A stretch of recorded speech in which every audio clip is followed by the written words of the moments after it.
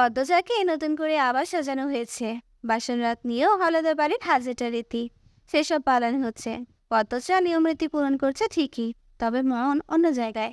বিকেলে সে দেখেছে আমি রেদওয়ানের পাঞ্জাবির কলার ধরে ঝাঁকাচ্ছে। তাহলে কি রেদওয়ানই এসেছিল রাতে? ও বউ, ওরো, এখন ঘরে গিয়া খালি দুইজন মিলে 2 রাকাত নফল নামাজ পড়ে লইবা। আনিশা যাও, লইয়া যাও।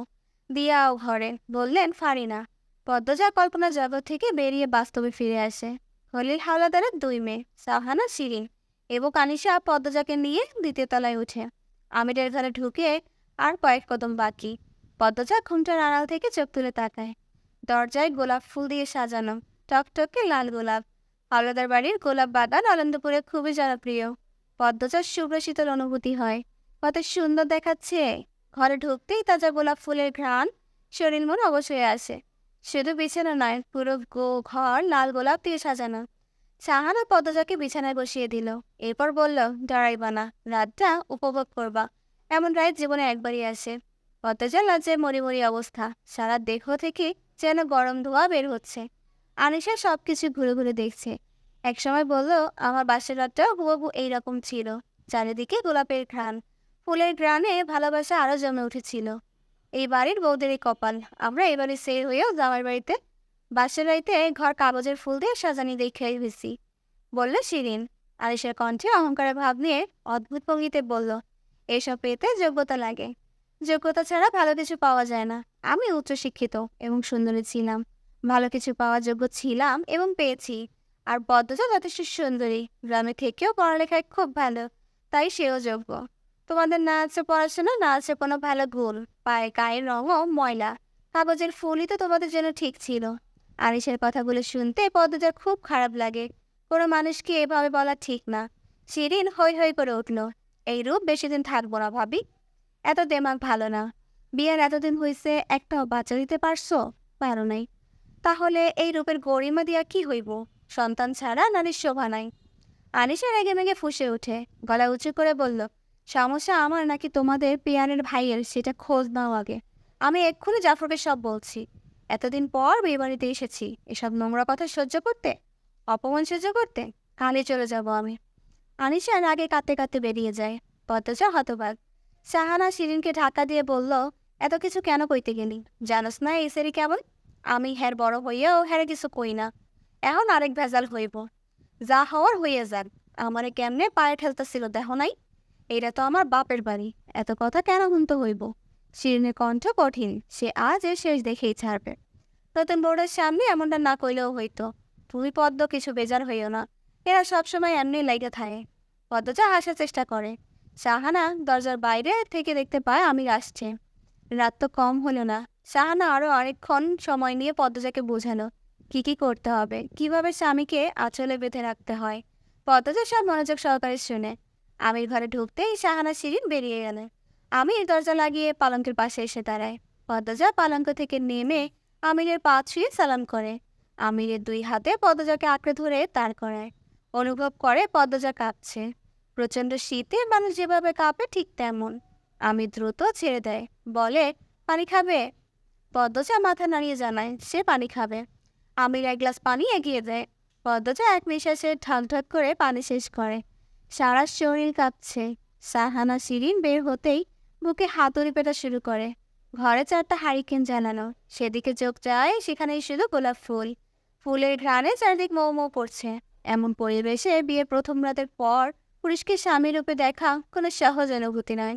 আমির গ্লাস হাতে নিতে এগিয়ে আসলে পদ্মজা আটকে ওঠে, 1 কদম পিছিয়ে যায়। আমির একটু শব্দ করেই হাসে। পদ্মজা ভীতু ভীতু চোখে তাকায়। আমির বলে, হাতের গ্লাস দিয়ে সারা রাত কাটাবে নাকি? দাও আমার কাছে। আমির গ্লাস টেবিলের উপর রাখে। পদ্মজা পালঙ্কের এক কোণে চুপটি করে বসে আছে। তার ডান হাত পা অবরোধ কাঁপছে। মনে হচ্ছে দোয়া পড়ছে, মাটি যেন ফাঁক হয়ে যায়। আর সে তার ভিতর ঝাঁপ দিয়ে পাতালে এক্ষুনি হারিয়ে যেতে চায়। নয়তো লজ্জা আলস্যতার প্রাণ এক্ষুনি গেল বুঝি। আমি দ্রুত রেখে পদ্মজার সোজাসুজি বসে। পদ্মজার এক পা যে কাঁপছে স্পষ্ট দেখা যাচ্ছে। তার দৃষ্টি অস্থির, এদিক ওদিক তাকাচ্ছে। আমির মজা করে জানতে চাইল, পালানোর পথ খুঁজছো নাকি? না, না তো, বলল পদ্মজা। তাহলে কি খুঁজছো? পদ্মজা নিরুত্তর রইল। আমির পদ্মজার আরো কাছে এসে বসে, এক হাতে পদ্মজার এক হাত ছুঁয়েই বলল, পদ্মজা। ও মা গো! চিৎকার করে ওঠে। আমির পদ্মজার আকস্মিক চিৎকারে থতমত হয়ে যায়। পদ্মজা ভয়ে ঢোক গিলে। সময়টা যেন যাচ্ছেই না। সে যদি পারতো পালিয়ে যেত। ভয়ঙ্কর অনুভূতি খেলা চারিদিকে। আমির হা করে পদ্মজার দিকে অনেকক্ষণ তাকিয়ে থাকে। এরপর দূরে গিয়ে বসে। পদ্মজাকে বলল, আমার সাথে সাহস হওয়ার চেষ্টা করো, আমার দিকে ফিরে বসো, গল্প করে। পদ্মজা আমিরের দিকে ফিরে বসে, তবে দৃষ্টি বিছানা চাদরে নিবদ্ধ। আমির প্রশ্ন করে, আমার সম্পর্কে কতটুকু জানো? খুব কম, মিনমিনিয়ে বলল পদ্মজা। আমি তোমার চেয়ে 12 বছরের বড়, জানো? এখন জানলাম। তবে আপনার আচরণ ছোটদের মতো। পদ্মজা মৃদু এসে আমিরের চোখের দিকে তাকিয়ে বলল। আমির বলল, আমার চরিত্রের বৈশিষ্ট্য আরও আছে, বুঝতে পেরেছি। আপনার কথাবার্তা এখন বড়দের মতো মনে হচ্ছে। ঢাকা আমার ব্যবসা আছে, শুনেছি। আমার সাথে তোমাকেও ঢাকা যেতে হবে। আচ্ছা। এই বাড়ির চেয়েও বিশাল বড় বাড়িতে আমি একা থাকি। আমি ভয় পাই না। আমাকে তো ভয় পাচ্ছ। আমি হেসে বলল। পদ্মজা নিরুত্তর। কথা বলো, কি বলবো? আচ্ছা, আসলে একটা মজার খেলা খেলি। পদ্মজা উসকিস হয়ে তাকালো। আমির বলল, দুজন দুজনের চোখের দিকে তাকিয়ে থাকবো। যার চোখের পলক আগে পড়বে সে হেরে যাবে। পদ্মজা খেলতে রাজি হয়। এই খেলাটা সে পূর্ণার সাথেও খেলেছে। পদ্মজা অনেকক্ষণ এক ধ্যানে তাকিয়ে থাকতে পারে, তাই তার আত্মবিশ্বাস আসে সে জিতবে। বরাবরই জিতে এসেছে। আমির 1 2 3 বলে খেলা শুরু করে। তারপর আমিরের চুল খাড়া করে উল্টো দিকে ফিরানো, থুতনির দিকে কাটা দাগ, হালকা গালে দাড়ি, শ্যামলা গায়ের রং, ঘন বুড়ো চোখের পাপড়ি, পরেছে সাদা পাঞ্জাবি। এত বেশি ভালো লাগছে দেখতে। আমির পদ্মজার রূপে আগে থেকেই দিওয়ানা। তার উপর এতক্ষণ তাকিয়ে থেকে অনুভূতির দফা রফা অবস্থা। সে মুগ্ধ হওয়ার কণ্ঠে বলল, পৃথিবীর সবচেয়ে সুন্দরী নারী আমার বউ। কি ভাগ্য আমার! আপনি সুন্দর, কথাটা মুখ ফসকে বলে উঠল পদ্মজা। যখন বুঝতে পারলো, লজ্জার শরমে মাথা নত করে ফেলল। আমি খুশিতে বাকবকম হয়ে বলল, তোমার পলক পড়েছে, আমি জিতে গেছি। পদ্মজা লজ্জার নখ উঠতে থাকে। আমি নিজের চুলে হাত বুলাতে বুলাতে বলল, আমি জানি আমি কতটা সুন্দর। রংটা একটু কালো হতে পারে, তবে আমি সুন্দর। তোমার মুখে শোনার পর থেকে ধরে নিলাম, পৃথিবীর সেরা সুন্দর পুরুষের নাম আমির হাওলাদার। পদ্মজা 2 ঠোঁট নিজের শক্তিতে আলগা করে গেল। সে আমিরের দিকে তাকিয়ে ভাবছে, মানুষ নিজের প্রশংসা নিজে কিভাবে করতে পারে। আমিরের ভাব দেখে মনে হচ্ছে সে সত্যিই পৃথিবীর সেরা সুন্দর পুরুষ। পদ্মজা ফিক করে হেসে দিল। আমির তাকালো, বলল, হাসছো কেন? পদ্মজা হাসি চেপে বলল, কই না তো। আপনার আম্মা বলেছেন 2 রাকাত নফল নামাজ আদায় করতে। আমার আম্মা তোমার আম্মা না কি? এখন থেকে আপনার আম্মা না, শুধু আমার আম্মা বলবে। গহনাগাটি নিয়েই নামাজ পড়বে? অস্বস্তি হবে না? হলো এবার। পদ্মজা অবাক হয়ে জানতে চাইল। শিরিন আপা বললেন, গহনাগাটি নাকি স্বামী খুলে দেয়। তাহলে? আমির তীক্ষ্ণ চোখে তাকায়, ঠোঁটে বাঁকা হাসি নিয়ে বলল, তাই নাকি? দাও খুলে দেই। পদ্মজা দ্রুত চোখ সরিয়ে নিল। আমতা আমতা করে বলল, এটা বোধহয় নিয়ম না, তাই আপনি জানতেন না। আমি আমি পারবো। 2 রাকাত নফল নামাজের সাথে তাহাজ্জুদের নামাজটাও পড়েছে দুজন।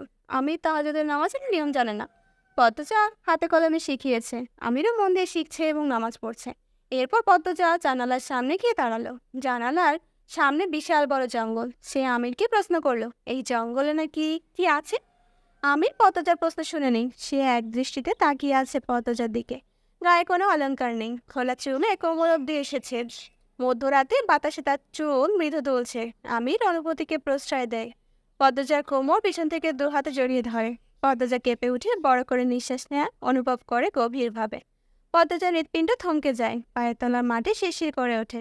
তবে অদ্ভুত বিষয়, শুরুর মতন আমিরের স্পর্শ অস্বস্তি দিচ্ছে না তাকে, বরং ধারালোপনা অজানা অনুভূতিতে তলিয়ে নিয়ে যাচ্ছে।